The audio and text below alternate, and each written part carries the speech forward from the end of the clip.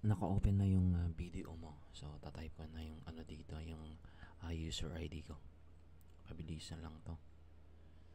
Then, yung password ko dito. Start na akong mag-login. Then, maybe later. Yun. Ngayon, ang pagbayad ng bills ay pindutin lang yung sa baba, pay bills. Then, makikita mo dito sa mga transaction, yung view payment status ko. Ito yung mga kung saan ako nagbayad dito. Makikita mo dito yung mga recent transaction ko sa video. Ngayon, kung magbayad ka ng mga ibang company, ibalak mo lang dito. Tapos punta ka dito sa may pay bills. Yan. Pay bills. Then, pay this company biller. Yan. Pindutin mo yan. Then, ito yung naka-enroll sa akin. Pag hindi yung naka-enroll, pindutin mo itong billers not requiring enrollment. Then, maglo-loading to. Yung hintayin mo mag-loading kasi marami kang babayaran dito.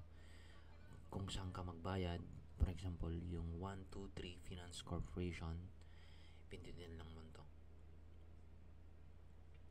Then, yung pay from, yung balance mo dito. Yan. Pindutin mo. Then, yung amount, type mo, for example, 10,000 babayaran mo sa 123 Finance. Then, done. Remarks, kahit wala na dito. Pay, type mo pay. Then, subscriber name, yung information kung saan yung 123 Finance Corporation account mo. Done. Subscriber number and your mobile number. Yan. Then, click continue.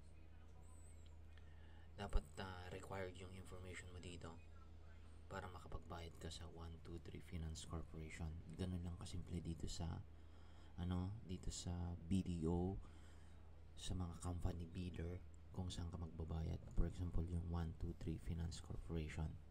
Ganun lang guys, kasimple. Tapos pag nakantin mo na yan, may ma-receive kang OTP sa inyong mobile device.